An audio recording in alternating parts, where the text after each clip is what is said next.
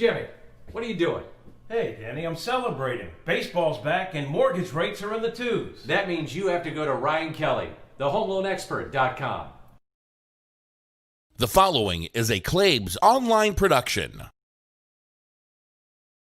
Here, claibsonline.com. Our guest today is Cardinal pitcher Jack Flaherty. Jack, thanks for joining us. And I'm sure there are two questions that are tied for first on the ones you get most. A, how are you getting along? And B, when are you going to play? Oh man, Clay, it's been a long time, man. But I'm doing fine, doing as much as I can to move around and not sit on my couch the whole time. That's for sure. But and same thing in Milwaukee was, you just kind of find your way sitting on the bed watching some movies, some TV. Same thing here, catching up with some family, just seeing how family's doing. But I mean, word is we're playing soon. We'll be back out there soon, hopefully very soon.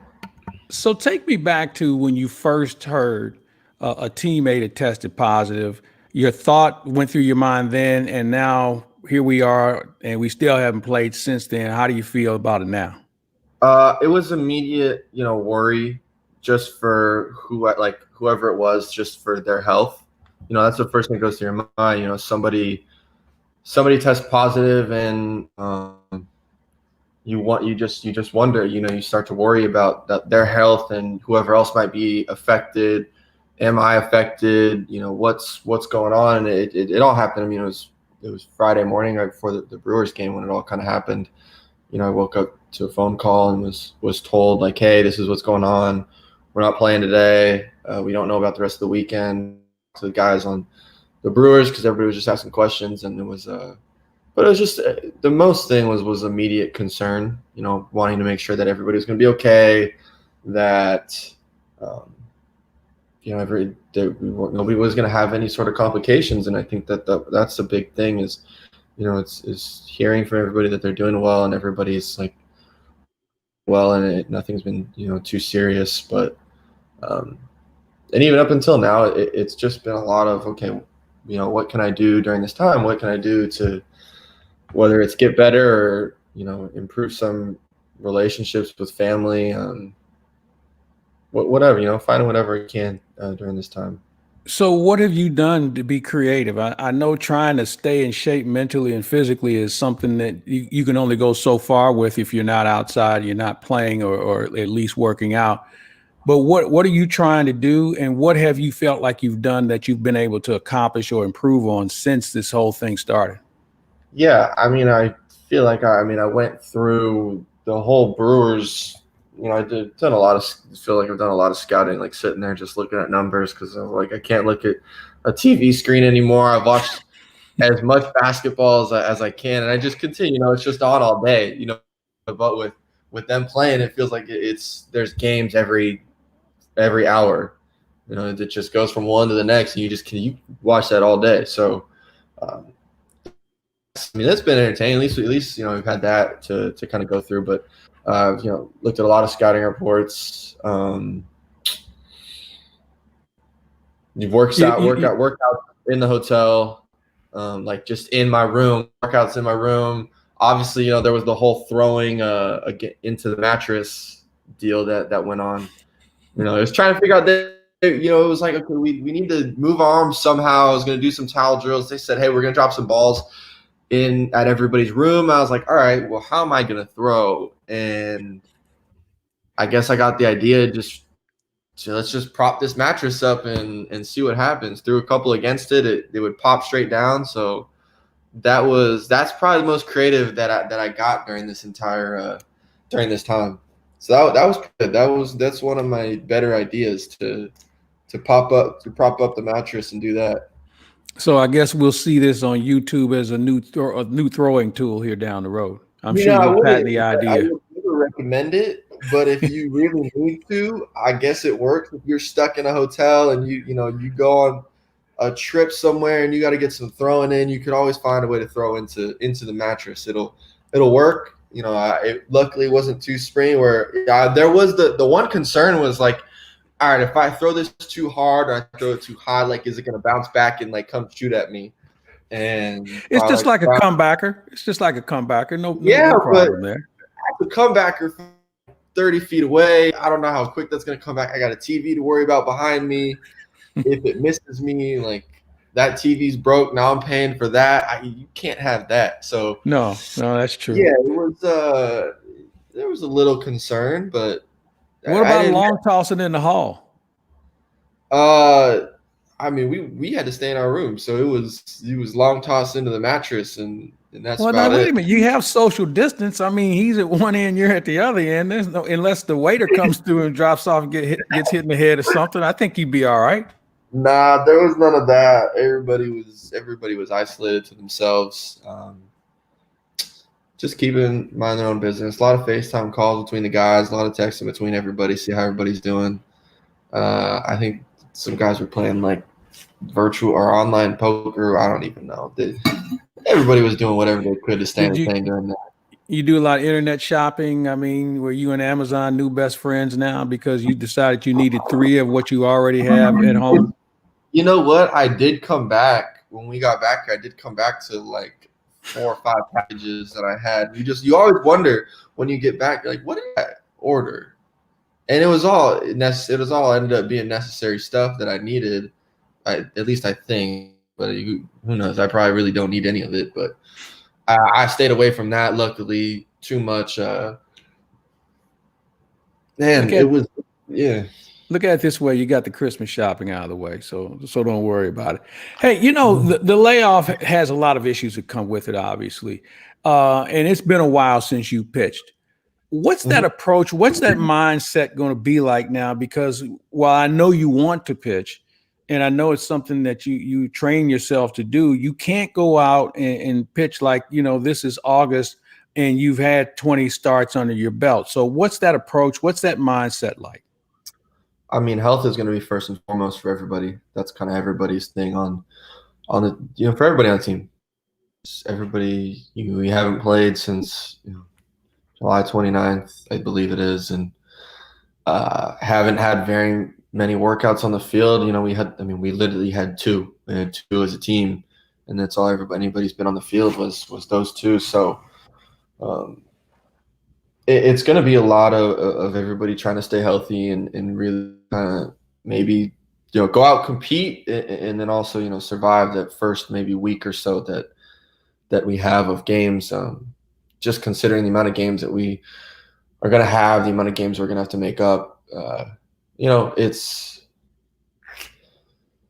going to be a lot, but it's a new challenge for everybody to find a way to compete through it and to find a way to go out and try to win games. It's going to be a lot of different ways to try to go out and win. Aside from not playing and dealing with this isolation, what frustrations have you encountered, and what have you tried to take away from a positive frame with this whole stop and start? At a certain point, you just get done with being frustrated. I mean, at that point, what is being frustrated going to do? It was whatever day, a couple of days ago, I was like, what? I'm done being frustrated. I'm done being in a situation. I sat down and was like, all right, I'm going to go over the White Sox because that seems like that might be who we play next. And I just started going through their team and started doing that. I was like, all right, what can I do to kind of prepare? I was like, I got the Cubs done. I was like, let's see how many teams I can do. And I got through one. I'll probably get through another one today. And just find different ways, watch, whether it's watch interviews or of different players and hear about what they have to say about baseball or this or that. You find book that I'm rereading as well. Just what are you reading? This is right here, right next to me. Chasing Excellence. Oh, I got that shit over there. Chasing Excellence.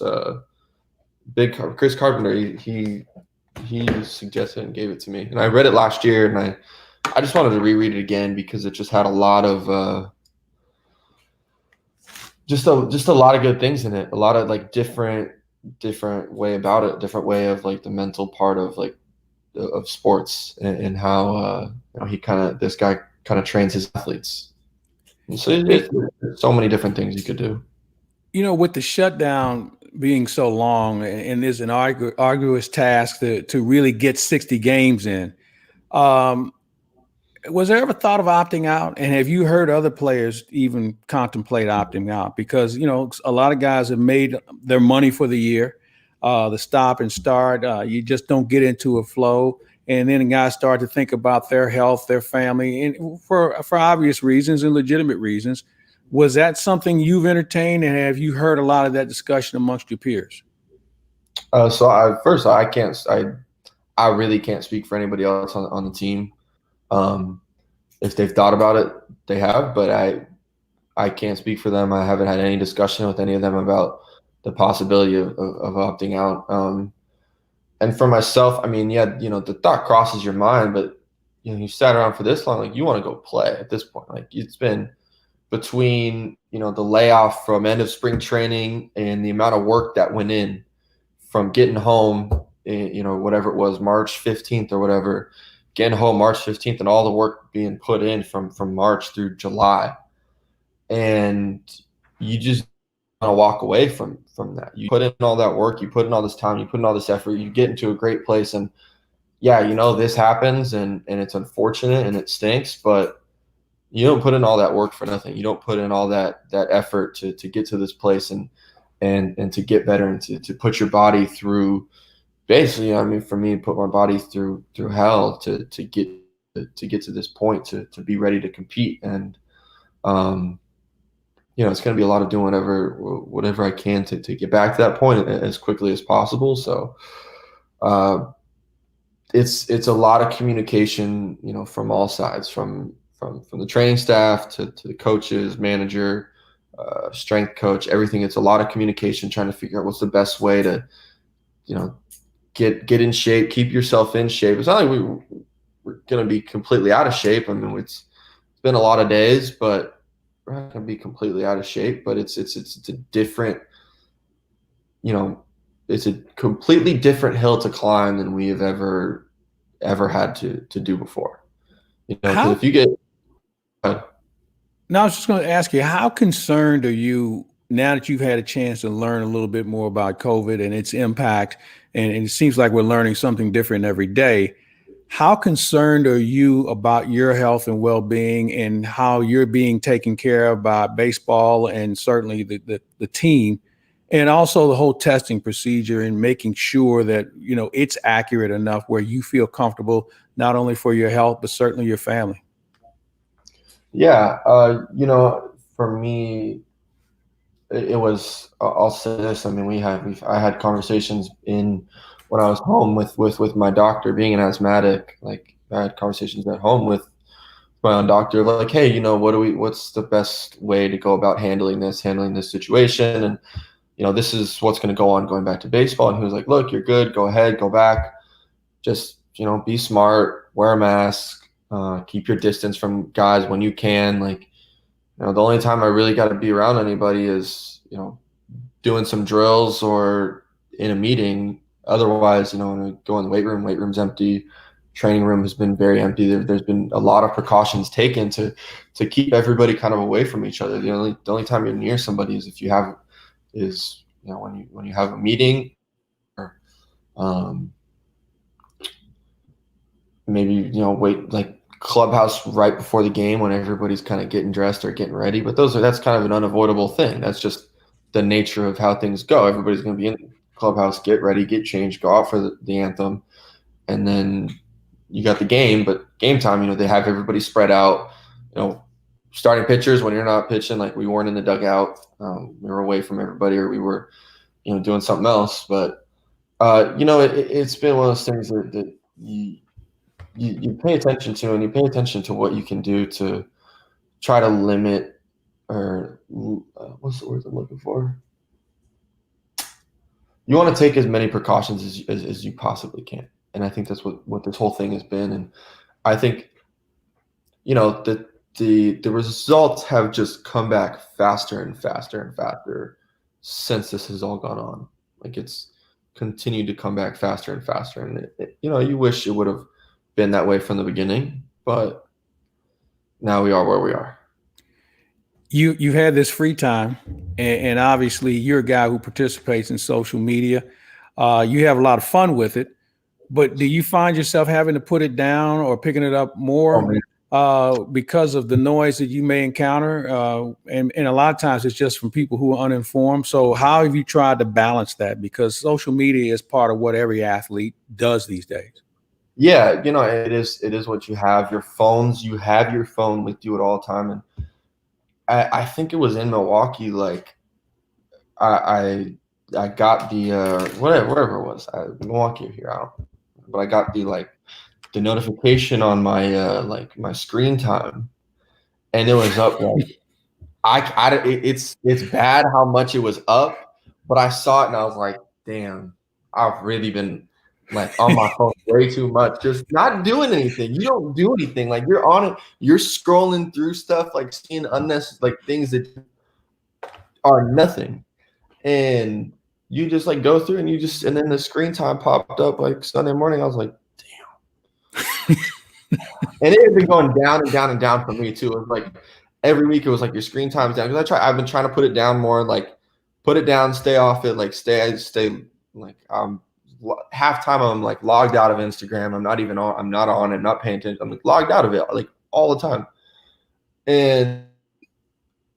But when that screen time popped up and I was like, it's like we gotta make it sounds like you need a hobby, man. Have you found one? And because you've had this free time. My hobby is sports. I watch basketball, I watch something else, like read a little bit. I'll play some video games here and there. But I prefer to play it against somebody like that kind of competition. But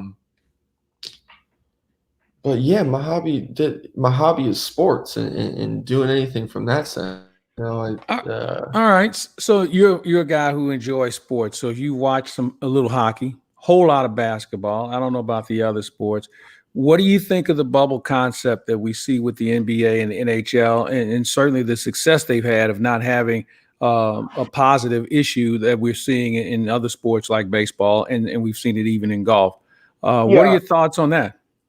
Look, I mean, it's worked for them. They found a way to make it work. They found a way to make it happen, and it just kept being reported like, hey, whatever it was, like we've had this number of tests, like, and there's been no new cases, and you're just like, great. And the concept is if the bubble stays there and nobody goes in or out, and everybody's negative in it, you can have free interaction with everybody. It's not like it's going to find its way in out of nowhere. So yeah, you can have free interaction with everybody. Has hockey been just as clean as? Yeah, they haven't had a soul test positive. Yeah, so them and then basketball, obviously they had the guys test positive before going, which was a good move to have everybody. Hey, we're gonna have you test before even leaving, and like, okay, if you tested positive, like hang out once it clears and you can come back, then you can come fly in. But it's worked. And, I know it was explored in baseball, but I believe it was explored like it was starting in, and again, it was starting in two hotspots of, Arizona and Florida, which both picked up and ended up being big hotspots when that was going on. Obviously, it's working for basketball. They've kept it very secure. But when it comes to baseball, I believe, we were talking about doing it from May. It might have been May, I think, when that story first came across, or that idea first came across of like, hey, we can make this happen like from May through October. And I think both sides are like, that's a long time. Basketball, they got their 8 games, their preseason, whatever, their preseason scrimmage games, and they got their 8 games, and then they got playoffs. I mean, we were going to go from May through the end of playoffs. Could we have done it? Probably. We probably could have made it happen. I think we could have toughed it out.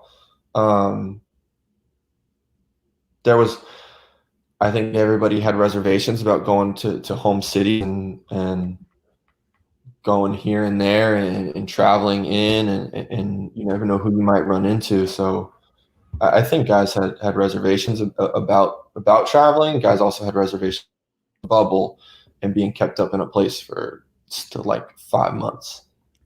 What do you think as you look at this thing unfold, be it baseball, basketball, hockey? What have you taken away from it that maybe you feel like maybe baseball could have been more active about? Or do you think they checked all the boxes along the way? Because obviously it's a different sport. There were going to be more games. But is there anything you witnessed in the other sports so far that you feel like, maybe that was something baseball should have taken a longer look at, aside from the bubble and the schedule? And again, you're going to be playing more games. Right. I mean, look, this was a long discussion, and I know a lot of what was being in the media was that everything that was discussed was money, and it was all about pay, and that's all we cared about. But the first thing that we wanted to talk about was the health. We were all concerned about players, about the health and safety side of it, and wanting to make sure that was right. The money and the service time and everything, that was secondary. Obviously, it was important, and it was kind of made out to be that that's all that either side cared about. But the health side was the most important, and there was a number of discussions on what can we do? Can we do this better? Can we make this happen? I mean, the amount of tests that we go through, we get tested. Now it's been every day. At the beginning, it was every other day we were getting tested, and we had temperature checks every day in order to catch it as quickly as possible. But you've seen I know there was what was it? I don't know. The Lions, they showed their thing with like screens or whatnot in their clubhouse, like screen between each locker. I saw the Broncos or whatnot walk through like a sanitizer thing, like a whole body sanitizing thing. And I don't know, I don't know how much those help, or what, if they truly do help out. I think we did that. So much was done to try to make this happen, and to make it happen. It's still going on. Like, we're going to figure out the rest of the season. God willing, that there's no more, positive cases, and that this is the last of it, and we'll get going. But yeah, there was a lot of time and effort put into what can we do to make this thing safe? What can we do to make this thing happen? All right, you told me that you've been basketballed out to the point where you watched every dribble virtually. You want to handicap the playoffs for me? He said, what? Do I want to what about? You want to handicap the playoffs. Who do you like? And also, it's interesting when you have these down moments or hours or days or months, it seems like we pay closer attention, and maybe we recognize a player or a team in a different sport that we didn't know was that good. So first of all, who do you like in the playoffs? And secondly, what team or what player has created or garnered more interest on your behalf? And maybe it's not basketball. Maybe you watch golf. Maybe you saw a shift to hockey, or maybe you saw something else that piqued your interest. So first of all, give me your NBA picks. I've watched a little bit of the hockey. I haven't watched a whole lot. I'm probably, now that the playoffs are going, because I didn't know. I had no idea what was going on. I was like, what is this, like, round robin? And then they've got a series going on. I was like, I'm lost. Just let me know when the playoffs start so I can follow it. Then playoff hockey is entertaining. I mean, I used to watch a lot more when being from LA, when the Kings were doing it when I was in high school. But basketball wise, man, it is the West, and both sides are going to be very interesting. The West is going to be very interesting with the Lakers, the Clippers, the Rockets. If Portland makes it in there, Portland can score with the best of them. His name is Gary Trent. Gary Trent Jr. Yeah, Gary Trent Jr. Me and one of my best friends text each other same exact time. Who is this Gary Trent dude? Because I kept watching and I was like, oh, it's Alan Crabb. And then they're like, no. I was like, no, it's not Alan Crabb. I was like, it's not. It's like, who is this dude? Like, he's out here playing both sides. He's playing both, like, offense, defense, shooting jumpers. Like, doing it all. I'm like, who is this third, like fourth dude that they have? And they got dudes and they're big. That's like, so you put them in a 1-8, like if they get that 8 seed, you put them in a 1-8 matchup with the Lakers. They're just as big as the Lakers. They're, Nurkic and Davis, and then Collins and Davis, like, he's going to be the better player, and you got Braun as well. But they're just as big, and their guard play is they got two of the best guard guards. play is superior, yeah. CJ, it's significantly better. So you look at that, and you're like, man, that's interesting. You look at what the Heat have done in games without Jimmy Butler, when they beat the Celtics without him, but the Celtics have also looked really good. The Bucks have at times looked great. I don't think they've looked amazing. The Raptors have done it. They just play defense, and they just got a bunch of guys that do it. TJ Warren and Devin Booker are competing for who's going to be the bubble MVP. Like, Luka's been unbelievable as well. So those three guys that maybe have been, I think, like Dame has been unbelievable. Like, he missed the 2 free throws and he owned up to it. He was just like, hey man, I missed. And I know I texted you. I said it's gonna be real interesting because you're gonna hear everybody talk when it comes to the end of the game and it comes to big free throws, because you're gonna hear all the talk that goes on from the bench. You know what? I'm glad you brought that up. How much chatter do you hear? And obviously you haven't been on the field very much. How much chatter do you hear from the dugout? Because sometimes it's hard to hear, but now when you're playing in a stadium when there's nobody around, that's got to be an interesting situation for you. And I'm sure as you watched your other teammates deal with it, what's that like? Because there used to be a lot of good bench jockeys in the game. I don't know if that works anymore, but what are you experiencing? I think guys were like a little bit didn't know how to act. Like they were like, can I be loud? Like, I know that they're probably going to hear everything that I said. Like, if I say something to somebody else, I better be ready to own up to it, because you can hear everything. I mean, you saw it in the Astros A's incident yesterday where bench coach decided to step up, say something, and Laureano didn't take too kindly to it. You can hear everything. It's not, you don't say something and dude isn't going to hear it. So you hear everything, and we didn't get a whole lot of time with it, but it's like you just kind of wonder. You're like kind of walking on eggshells a little bit of like, okay, how loud can I be? Can I say this? Or sometimes you just like, you know what, I'm gonna say it, and if they hear it, they hear it, and if it comes out that way, it comes out. But you still got to be you, regardless of if somebody's gonna hear it and they might take offense to something. That's just how I am. I mean, you still got to find a way to be you and play the game the same way day in, day out. But it's weird being able to hear a lot more. Like you actually hear the chatter, and it helps you kind of find ways to block out, what they got to say and what they're saying, and you can hear it all. You think we'll have somebody barking at you at some point where you have to peer into the dugout while you're on the mound and take a number and remember who said what? I mean, if I hear it, I'm going to remember it. That's for sure. If I hear it, I'm going to remember it. Hey, for you, there's so much that you've obviously missed, and I know you eat in every night. What food or what restaurant do you miss most now?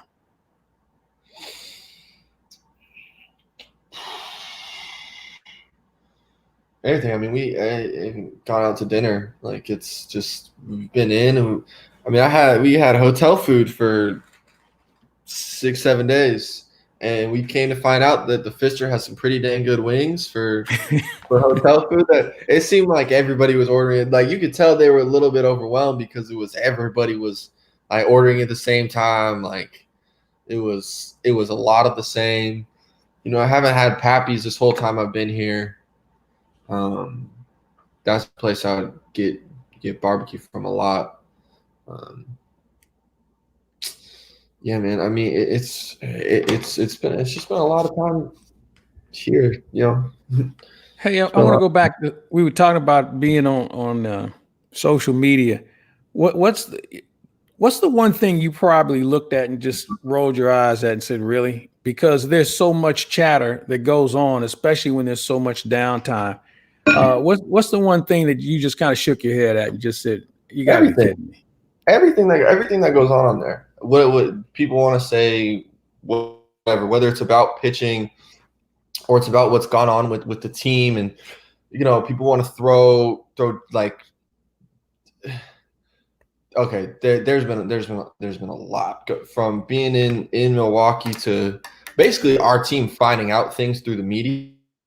Like, we haven't been told things, and we're being told, players are being told this, and we're just like, and Wayno came out and was like, we literally haven't been told anything. We're in the text thread on the team, like, has anybody been told this? Has anybody been told that? And we're like, what is going on? Like, you got Saxon out here reporting things that we haven't even been told. Like, we're just waiting, and we're finding out things through the media, and we're wondering, like, is this true? Does anybody know anything? Can we call so-and-so? And that's been like, okay, how are you reporting this stuff? And then same thing when we've been here, like, how are you reporting this stuff? Like, why is and then it was like, okay, and then it was people wanted to, like, get mad at so-and-so, and like, yeah, okay, but can we worry about everybody's health right now? Can we worry and make sure that everybody's healthy? And just worry about that. The biggest thing was people reporting things that just like, we haven't even been told this. Like, what are you talking about? Like, what is this?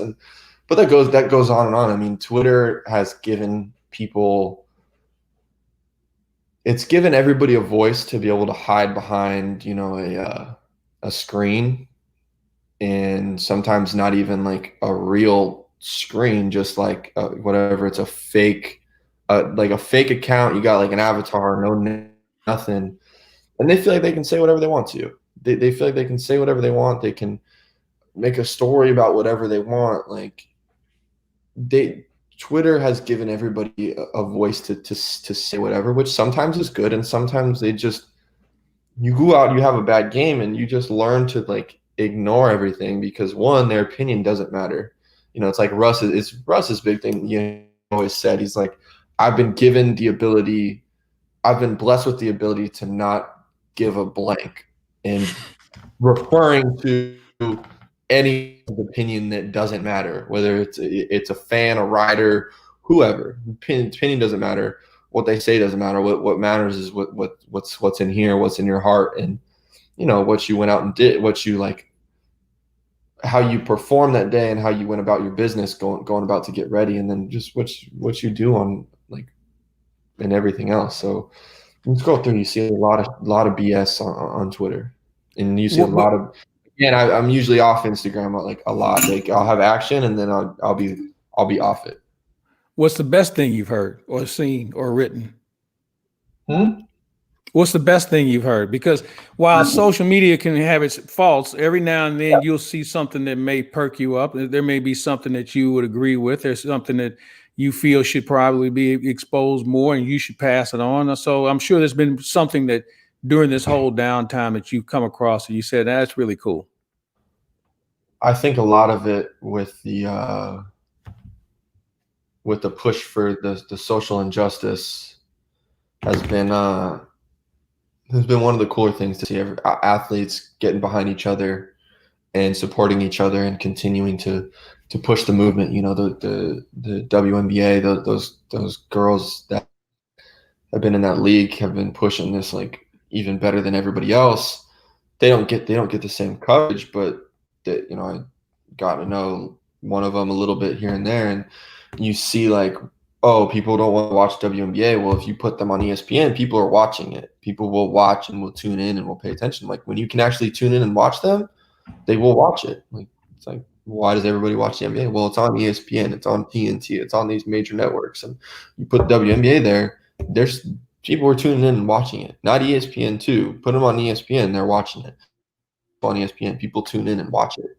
But I think the biggest thing has been the social, the social injustices and pointing that out, and everybody kind of having each other's back. And when the Players Tribune puts out different pieces of, from Donovan Mitchell's piece to Natasha Cloud's piece, like just different, Kyle Korver's piece from like a couple years ago, just different pieces and everybody kind of supporting each other and continuing to bring to light those things, continuing to further that conversation, continue that conversation, not let that conversation die.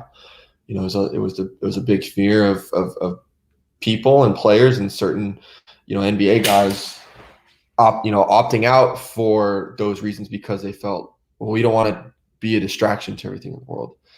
And I understand I said the same thing of, you know, sports is coming back, but it's not meant to be a distraction. And I understand people saying, no, this is what it needs to be. It needs to be a distraction. It needs to be a way for people to forget about everything that's going on for the 3 hours that this sporting event goes on. And I get it. I understand you need to find a way to get away. You need to find a way to decompress. We, as athletes, we find a way to get away and decompress from, you know, from the game, from everything that goes on in our lives. And I get it. But once that game ends, like, you can't forget everything that is going on. You can't forget that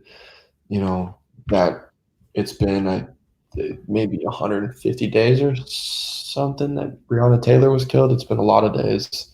It's kind of added up. I don't know off the top of my head, but it's been a lot of days since Breonna Taylor was killed, and you know, they're still searching for justice. It's been there's a lot of good, honest talk and communication that's gone on over the past few months, and that has circled through Twitter, through Instagram, through all of social media, and it's been great to see it continue to happen through this time. What was it like for you to be a guy who stepped up and have the support of your team from an organizational standpoint, where you all were having good discussions from management on down and having discussions and giving more education? What was it like to have that sort of support? Because there were some people in sports that were a little leery about it. We've seen it on the college level where they haven't really necessarily embraced it. But for you, what was it like for this to be the only organization you play for and for them to show the support to you and certainly what was going on? You know, it meant a lot just to allow me to kind of express how I felt and to have my back with it. You know, they can't really stop you from expressing how you feel, but to have my back and support of being like, look, we got your back. We're going to continue this conversation. We're going to continue to, you know, we're going to bring somebody in to talk about it. We're going to have a team meeting about it. You know, we're going to allow you to wear your shirts out on the field. We're going to allow you to wear your shirt during the anthem. We're going to allow you to wear, you know, the shirt when you go out and warm up for pregame.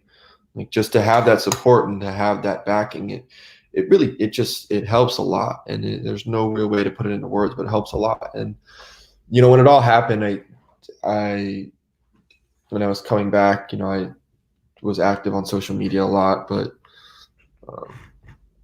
you know, that's when the conversations really started with Deck and with Willie, with Hicks, with Justin Williams, and you know, Shilty and Mo, but especially Shilty was just all in on having the conversations and sitting down and talking.